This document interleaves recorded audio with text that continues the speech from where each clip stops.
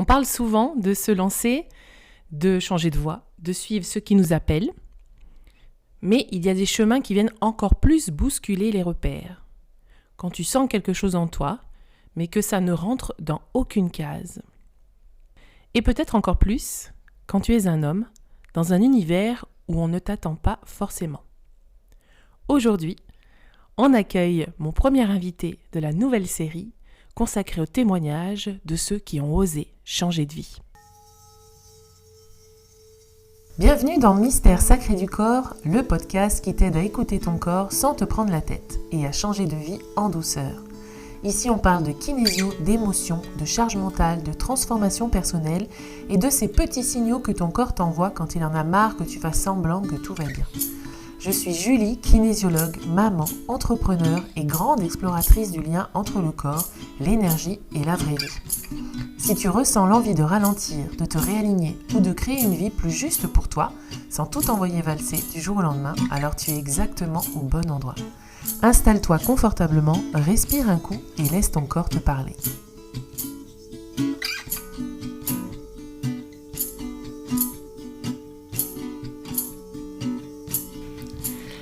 Alors bonjour Lionel. Bonjour. Alors pour ceux qui ne savent pas, t'es mon conjoint. Et oui. Et toi, on peut te retrouver avec l'appel du Quetzal. Et est-ce que tu peux nous dire du coup ce que c'est l'appel du Quetzal ? Oui, effectivement, l'appel du Quetzal, donc c'est mon univers. Et c'est tiré du Quetzal, qui est un oiseau mythique dans la culture maya. Et à savoir que les Mayas, donc c'est plutôt dans le coin du Guatemala, là où je suis né, donc c'est plutôt mes racines. Donc c'est comme si c'était un peu un retour aussi à mes racines, un peu un retour aux sources, dans lequel j'ai voulu effectuer dans le choix de ce nom, l'appel du Quetzal. Et du coup, l'appel du Quetzal, c'est vraiment un univers qui permet de se reconnecter à la nature, se reconnecter à ce que j'appellerais ses sensations, ses ressentis, tout ce qui nous rend en fait vivants. Et donc l'appel du Quetzal, on peut dire que c'est un petit peu ton point d'orgue, c'est ce que tu proposes aujourd'hui. Mais finalement, est-ce que tu peux nous dire comment ton chemin a commencé ?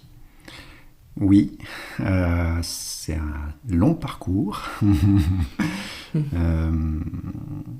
L'énergétique, je suis rentré dedans quand moi-même j'ai commencé à faire des soins, quand j'étais client. Ça a vraiment commencé par là. Après, aussi longtemps que je me rappelle, j'avais toujours cette attirance dans ce côté un peu mystique, les mythologies aussi, le côté peut-être aussi un peu religieux, mais enfin dans le côté toujours cette magie, on va dire, ce côté un peu magique. J'ai toujours été attiré par cette magie. Et je ne savais pas forcément quoi, mais je ne savais pas forcément mettre des mots dessus. Parce qu'évidemment, on vit dans un monde de matière, et en parallèle de l'enfance, évidemment, comme tout enfant, eh bien, on doit faire des devoirs, on est à l'école, donc on est happé un petit peu par tout cet environnement avec les copains, etc., les sorties. Et cet appel, on va dire, qu'il y a quelque chose qui manque, m'est venu un peu plus tard, quand j'étais aux alentours peut-être de 17 ans, 18 ans, où là j'ai eu des soucis, on va dire, plutôt psychologiques, et où je me suis tourné vers quelque chose qui n'existait pas, vers le côté un petit peu au-delà, ce côté, s'il existait autre chose qui pouvait nous aider. On est un petit peu fragile dans ces moments-là, donc évidemment on attend aussi des soutiens, on attend des sauveurs, et donc on se tourne naturellement vers d'autres choses qui pourraient nous sauver. Donc à la base c'était un petit peu ça. Donc évidemment il y a eu les techniques de matière, ce que j'appellerais de matière, avec les psychologues, tout ça qui nous aident, mais je sentais qu'il manquait quelque chose d'autre. Comme un manque en fait au niveau de l'âme, comme quelque chose qui me manquait, une vague à l'âme, voilà ce que j'appellerais le vague à l'âme. Et c'est ça qui m'a poussé progressivement à chercher d'autres choses, et qui fait qu'un jour où on était à Nice justement avec Julie, donc avec ma femme, on se promenait donc c'était à Antibes, et un jour j'ai vu un magasin, quelqu'un qui proposait des soins de magnétisme, un magnétiseur. Et je me suis dit, ça c'est quelque chose que je testerais bien, mais j'avais un petit peu peur en fait de tester. Et c'est Julie qui m'a dit, si tu as envie, teste, ça a l'air bien là. Et donc elle m'a poussé, j'y suis allé, j'ai poussé la porte du magasin, je suis rentré, j'ai fait du coup un soin énergétique. Et là, ça a été pour moi une première révélation en me disant, mais c'est ça c'est trop bien en fait, c'est super et j'aimerais poursuivre à la base du coup un travail sur moi, une redécouverte de moi-même grâce à ces techniques-là. Très bien. Et comment t'as senti, toi, dans le corps, que ça bougeait, le soin énergétique? Qu'est-ce que ça a fait dans ton corps ou dans ta tête?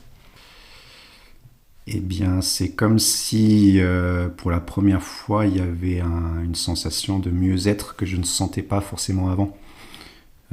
C'est difficile à décrire, mais c'est comme si, vous voyez, il y a des sensations de vide intérieur.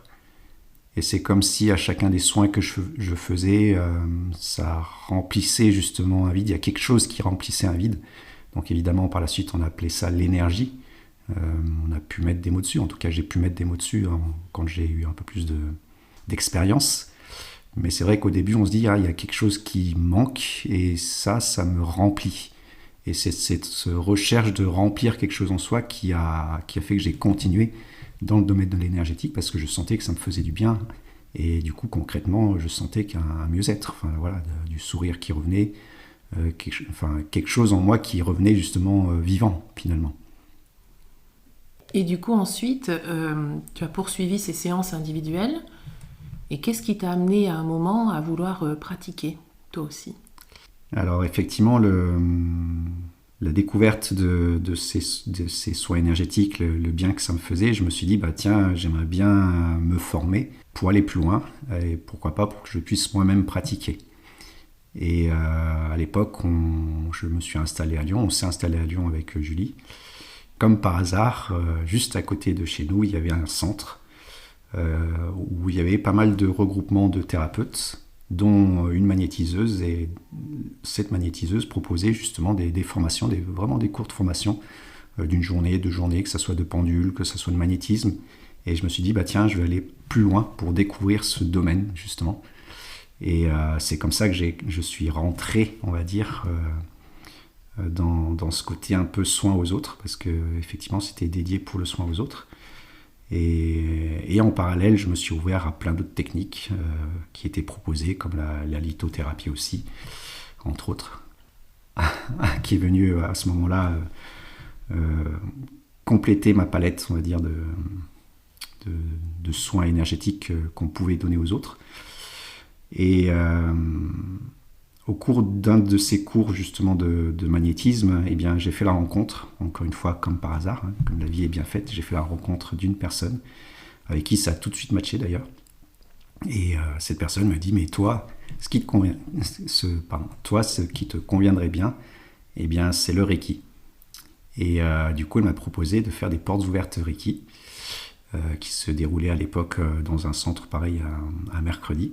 Et j'ai fait, bon, ok, allez, hop, on y va, je vais découvrir ça. Et on s'est retrouvés là-bas. Elle m'a fait un soin, du coup, lors des portes ouvertes Reiki. Et là, j'ai fait, mais c'est génial, c'est ce que je veux. Et je me suis inscrit, du coup, à une formation de Reiki premier degré, dans lequel j'ai entraîné, du coup, Julie aussi, dans ce délire, on va dire. Voilà.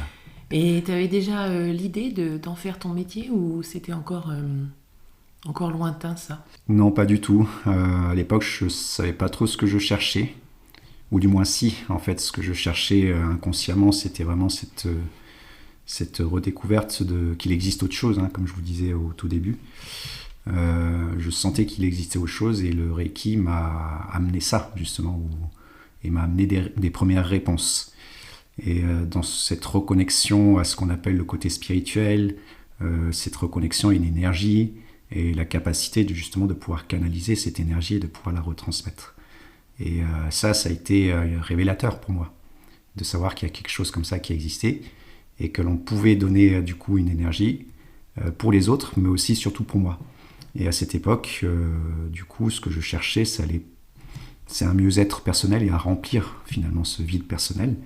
Et le Reiki, ça a été pendant très longtemps un outil pour moi qui m'a aidé justement à remplir ce vide et à aller plus loin dans le travail personnel. Ça a été le premier outil qui m'a donné on va dire mes premières armes pour travailler vraiment sur moi, pour dire que je peux agir sur moi. Et ça, c'était révolutionnaire pour moi. C'était chouette. Oui, parce que souvent dans la spiritualité, on n'est pas sur cet axe-là de travail personnel. On est plutôt sur des espèces de compréhension parfois intellectuelle, et on n'est pas dans cette notion d'agir, d'être acteur ou actrice de son bien-être. Effectivement. Mais c'est ce que j'ai appris là, et d'avoir des outils pour agir sur soi. Et évidemment, ça a été aussi un premier outil, une première approche pour dire il faut que tu apprennes ce que c'est que les sensations. Parce qu'il faut savoir qu'à l'époque, j'étais très dans le mental. Je suis issu quand même d'un bac scientifique, donc très cartésien. Après, j'ai travaillé comme ingénieur d'études dans la recherche. Donc évidemment, derrière, ça voulait dire des choses très scientifiques, très cartésiennes, très, très codées, très codifiées. Et en fait, là, j'avais un outil où c'était un peu à l'opposé de ça, où on nous disait qu'il faut sortir de tous ces carcans et laisser l'intuition faire, se laisser porter par la vie. Donc se laisser porter par la vie, lâcher prise, évidemment, on ne peut pas mentaliser. C'est des choses où mentalement, effectivement, on peut comprendre, comme une définition d'un mot, on le définit, mais jamais on peut savoir ce que c'est tant qu'on ne l'a pas vécu et tant qu'on ne l'a pas vraiment ressenti. Et le Reiki, ça a été la première porte pour m'aider à atteindre ce qu'on appelle le ressenti, justement. Et du coup, comment tu as concilié cet aspect scientifique, qui reste toujours présent en toi, et puis le côté spirituel, énergétique? Eh bien, justement, le côté scientifique m'aide à pas trop partir dans tous les sens, voilà. Je pense que sans le côté scientifique, je serais parti dans tous les sens. Et ça m'a aidé, on va dire, à canaliser un petit peu les choses. Et c'est ce que j'appelle le mental, en fait, c'est la première arme, le premier outil que l'on a pour justement se cadrer, se canaliser, et je dirais même garder les pieds sur terre. Évidemment, après, dans le domaine énergétique, on comprend que le mental, c'est pas son rôle de garder les pieds sur terre. Le rôle de garder les pieds sur terre, ça doit être justement se réapproprier son corps, et par la suite, ce qu'on appelle l'ancrage, donc apprendre à s'ancrer. Et là, on rentre dans d'autres choses. Certaines personnes, parfois, confondent justement le mental et s'ancrer. Ils disent, mais non, mais moi, je suis dans le mental, je suis dans la matière, donc je suis ancré. Et oui, c'est ce que j'étais moi aussi. J'étais scientifique de par ma formation. J'ai fait toute ma scolarité avec un domaine scientifique. J'ai fait un IUT de chimie, qui a d'un an qui n'a pas forcément fonctionné. Après, j'ai fait un BTS d'analyse biologique que j'ai eu avec succès. Ensuite, j'ai fait une licence professionnelle dans le domaine scientifique où j'ai travaillé par la suite en tant que technicien de laboratoire pour divers domaines. Mais du coup, vous voyez, j'étais vraiment dans la matière, dans le côté scientifique, dans le côté cadre. Et pour autant, il manquait toujours constamment quelque chose en moi. Dans mon âme, je sentais quand même un vide. Et ce vide, pour moi, c'est simplement ce que j'ai appelé par la suite l'ancrage. Ce que j'ai découvert justement en moi, c'est que en fait, je n'étais pas rempli, comme si mon âme n'était pas dans mon corps physique. Et c'est ça que j'appelle l'ancrage, c'est-à-dire déjà reconnecter son âme à son corps physique. Et c'est toutes les techniques énergétiques qui m'ont été données, que ce soit par le Reiki, puis d'autres techniques que j'ai apprises plus tard, qui m'ont permis justement de me reconnecter à ce que j'appelle mon corps, mais aussi à ce que j'appellerais la terre, et à ressentir réellement ce que j'appelle la vie, mais en soi. Pas chercher à... Vous voyez, on dit oui, mais moi je suis ancré, mais parce que je vais aller boire des coups avec tel copain, je fais des restaurants, tout ça. Ça, ce sont pour moi des choses extérieures que je faisais aussi volontairement et que je fais toujours maintenant. Mais il faut comprendre que c'est des choses différentes. C'est pas des choses qui vont nourrir vraiment l'âme. Il faut apprendre justement à sentir qu'est-ce qui va vraiment nourrir l'âme et qui va faire qu'on ait envie et heureux de se lever chaque matin et chaque jour en fait. Et comment tu as fait la bascule entre ton ancien métier et ton métier d'aujourd'hui? Est-ce que ça a été du jour au lendemain, tu t'es levé d'un coup, tu t'es dit ça y est, je me lance? Ou est-ce que ça s'est fait de manière plus progressive? Les deux d'un coup, en fait. Parce que à partir du moment où on a fait le Reiki, donc après j'ai monté les grades de Reiki, on a eu le maître Reiki, mais j'avais toujours en fond de vouloir me mettre à mon compte, pas forcément pour enseigner, mais pour être thérapeute Reiki. Et j'ai eu une première opportunité qui s'est présentée lorsque je n'avais plus de travail dans le domaine de la biologie. Donc j'ai été ingénieur de recherche pendant 1 an. Et après, eh bien, j'avais plus de, voilà, j'étais en CDD et il n'y avait plus de fonds pour renouveler mon contrat. Donc ça a été un moment où j'ai été au chômage et donc ça a été l'opportunité où je me suis dit, bah tiens, est-ce que je me mettrais pas en tant que thérapeute Reiki et me lancer là-dedans. Sauf que quand je me suis lancé là-dedans, il y a eu beaucoup de peurs en fait qui se sont présentées. Une forme de légitimité aussi sans doute. Est-ce que je suis vraiment légitime d'être dans ce domaine-là? Est-ce que je suis assez bon? Est-ce que je suis assez bien? Et puis il faut savoir qu'à l'époque, voilà, je manquais beaucoup de confiance en moi. Les ressentis n'étaient pas les mêmes que maintenant. Et du coup, ça m'a fait un petit peu reculer, ça m'a fait réfléchir et je me suis dit, bon, on va revoir mon plan professionnel justement. Je me suis dit, là non, là je vais un peu au casse-pipe. J'ai voulu me mettre en tant que thérapeute un peu tout azimut, mais maintenant on va recadrer justement ça. Je vais trouver un autre métier, on va dire un peu plus classique entre guillemets. C'est là où je suis devenu informaticien. Et là donc je suis resté informaticien un certain temps. Mais pendant tout ce temps où j'ai été informaticien, j'ai pris le temps de maturer ce projet. C'est-à-dire que j'ai continué à travailler sur moi, sur les peurs, toutes ces peurs que j'avais ressenties justement et qui étaient ressorties quand je m'étais mis thérapeute Reiki.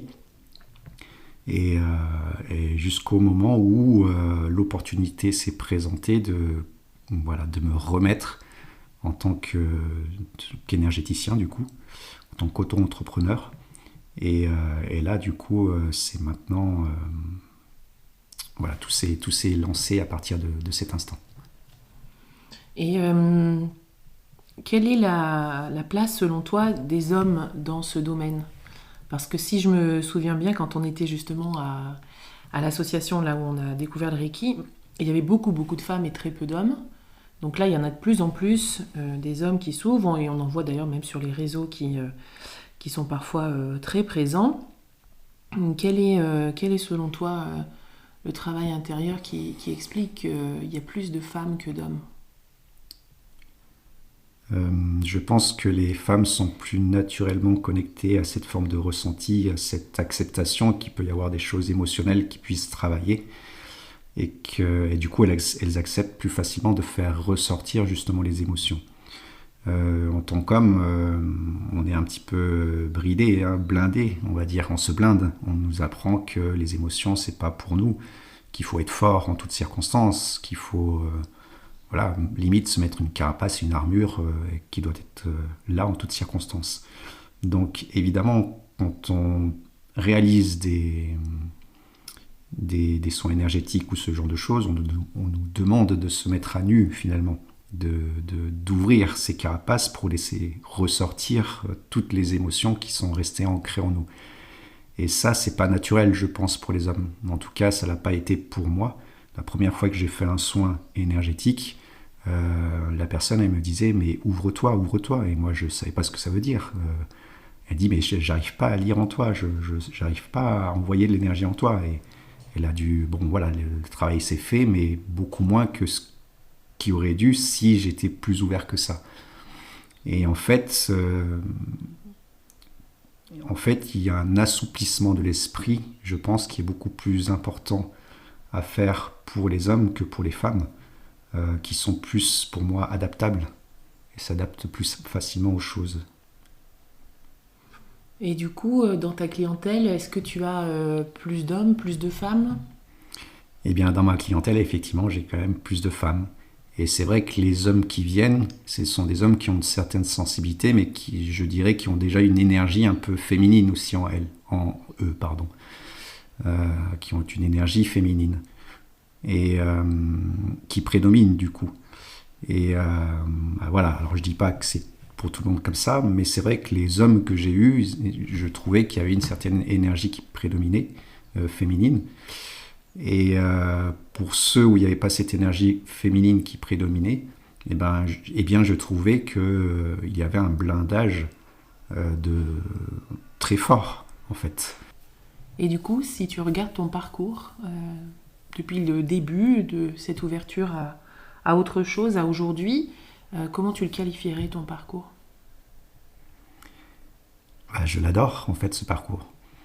Alors, ça n'a pas été un long fleuve tranquille, hein, faut être honnête, parce qu'on passe par tous les états. On se pose des questions, on a des doutes, c'est certain. On se demande si c'est notre place. On se demande si on fait bien de quitter aussi un emploi stable, entre guillemets, avec un CDI. Il faut quand même savoir que c'était un CDI pour quelque chose où est-ce que ça va marcher ? Et c'est légitime de se poser ces questions-là. Mais lorsque je me suis lancé, j'étais vraiment sûr de moi, sûr de ma force, et j'étais confiant dans mes capacités. Donc je me suis lancé, mais encore une fois, pas tout azimut. Je me suis lancé aussi parce que j'ai eu cette première expérience, comme je vous disais, où je m'étais lancé une première fois, où ça n'a pas marché, et je me suis servi aussi de cette, entre guillemets, expérience. Je ne dirais pas échec, parce que je ne le vois pas comme ça, mais de cette expérience pour faire différemment, justement, et pour vraiment prendre le temps de me construire, de construire mes bases, et pour être sûr de moi, la deuxième fois. Et je pense que c'est ça qui est important de noter, c'est qu'à un moment donné, la vie c'est ça, c'est expérimenter et oser se lancer. Ça marche, c'est chouette, ça marche pas, c'est pas grave, mais ne perdez pas en vue le cap, ce que vous voulez réellement faire. Et c'est ce que j'ai tout le temps au fond de moi gardé comme ligne de mire, si vous voulez. Et c'est ça qui m'a permis d'être là maintenant, en face de vous, en train de vous parler, avec l'appel du Quetzal, et à recevoir des personnes, à former des personnes, voilà, dans tous ces domaines énergétiques. Mais tout ce parcours-là, il faut vraiment pas le regretter, il faut s'en servir comme force. Et ça prend le temps qu'il faudra, mais un jour ou l'autre, si vraiment, vraiment, on est décidé à en faire son métier, eh bien, on trouve les personnes qui nous aident, on trouve les ressources nécessaires, on trouve tous les appuis nécessaires, et on y arrive. Et qu'est-ce que tu dirais aux personnes qui, elles, doutent, elles ne sont pas sûres d'elles, elles doutent d'elles-mêmes. Qu'est-ce que tu dirais aux personnes qui n'ont pas justement peut-être ces opportunités autour d'elles, alors qu'elles sentent au fond qu'il y a quelque chose qui les appelle vers ces métiers-là d'accompagnement ? Eh bien, une première chose, de se tourner vers soi, c'est-à-dire de bien travailler sur soi. J'ai été vraiment dans on pourrait dire un repli de soi à un moment donné, où je travaillais beaucoup sur moi. Le minimum, c'était une fois par mois, je faisais une séance. Et après, derrière, évidemment, j'ai eu la chance d'avoir une conjointe qui me soutenait et qui me faisait aussi du travail énergétique. Donc on a avancé aussi ensemble. Et j'ai eu la chance d'avoir ce terreau aussi fertile qui m'a permis aussi de me déployer. Donc si vous vous sentez seul, eh bien essayez de vous mettre dans des groupes aussi, dans lequel, je ne sais pas, vous avez peut-être été formé en kinésiologie, vous avez été formé en Reiki, vous avez été formé en toute autre technique. Au cours de ces formations, vous étiez certainement avec d'autres personnes. Eh bien, essayez de garder contact avec ces personnes-là, parce que c'est aussi grâce à ces personnes-là que vous allez pouvoir justement vous entraider. En tout cas, nous, c'est comme ça que ça marchait au tout début. Je veux dire, nous, on était en Reiki, on s'est formé en Reiki avec Julie. On était avec des groupes avec qui on s'entendait bien. Et au tout début, encore une fois, moi, je ressentais rien du tout. Et on s'est fait des échanges de soins, on a continué à s'entraîner, on s'est soutenu, on a dit allez, vas-y, tu vas y arriver. Et puis un jour, on y est arrivé. Donc il faut oser aussi s'ouvrir aux autres. Ça, c'est un autre message. C'est pas parce qu'on n'a pas l'appui de certaines personnes que l'on aurait aimé avoir, peut-être des proches ou autres, que c'est fini. Il ne faut pas que ça soit un frein. Il faut que vous pensiez que vous n'êtes pas seul. il y a toujours des personnes qui sont là, bienveillantes, pour vous tendre la main et pour vous aider, pour s'entraider mutuellement. Donc je dirais de vraiment s'ouvrir à ces personnes-là et de continuer à travailler sur vos doutes, sur vos peurs et de consolider les bases qui fait que justement vous avez des doutes et des peurs. Et aujourd'hui, comment tu te sens dans ce que tu fais ? Je me sens bien. Je suis très heureux en fait de ce que je fais dans chaque séance individuelle que je donne, les retours aussi que je peux avoir, tous les bienfaits que l'on peut donner et voilà, les échanges que je peux avoir avec des personnes. Moi je me sens super content, déjà moi je me sens à ma place, je sais que ce que je fais c'est quelque chose pour moi qui me nourrit. Et après, le plus, c'est de voir aussi les personnes évoluer et de voir que ces personnes, grâce aux techniques qu'on propose, se transforment aussi de jour en jour. Donc évidemment, tout ça, ça me nourrit. Donc je me sens vraiment à ma place, quoi. Je suis super content d'avoir fait ce choix. Et en parlant de choix, justement, est-ce que tu as l'impression que c'est toi qui as fait le choix ou tu as l'impression qu'on t'a poussé vers quelque chose, que la vie ou autre chose, quelque chose de plus grand, l'univers t'a poussé là?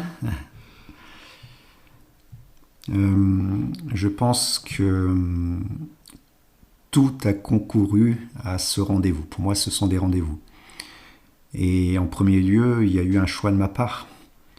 Si vous voulez, ce qu'on appelle l'univers, le hasard, les coïncidences, appelez-le comme vous souhaitez, on ne peut percevoir ces hasards ou ces coïncidences que si nous-mêmes on est ouvert à ce chemin. Sinon, on ne les voit pas. C'est comme si on loupait une porte, si vous voulez.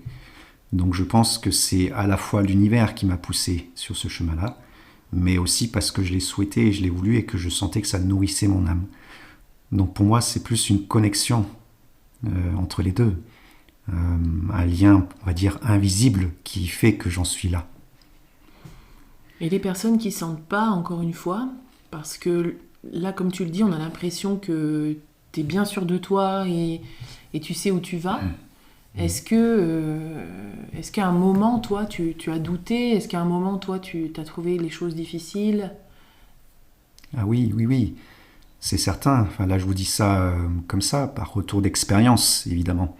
Mais quand j'avais la tête dans le guidon, c'est évident que j'avais des doutes. C'est évident que j'avais des peurs. C'est évident que je me demandais est-ce que je fais bien de faire ça ou pas? Mais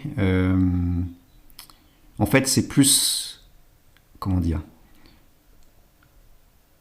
J'avais la conviction déjà de ce que je voulais faire. C'est-à-dire que je savais que je voulais un jour être thérapeute. Bon, après, de savoir que j'allais faire des formations, ça c'était la cerise sur le gâteau. Je ne m'étais pas conditionné à ça. C'est venu après.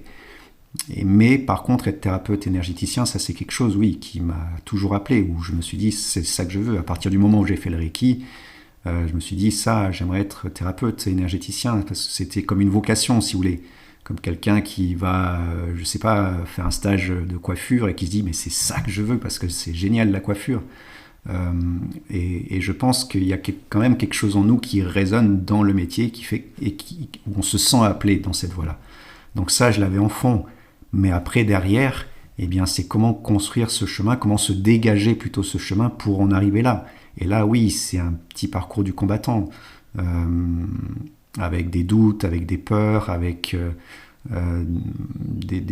voilà, encore une fois, des manques de confiance en soi, mais que je me suis toujours attaché à confronter et à travailler.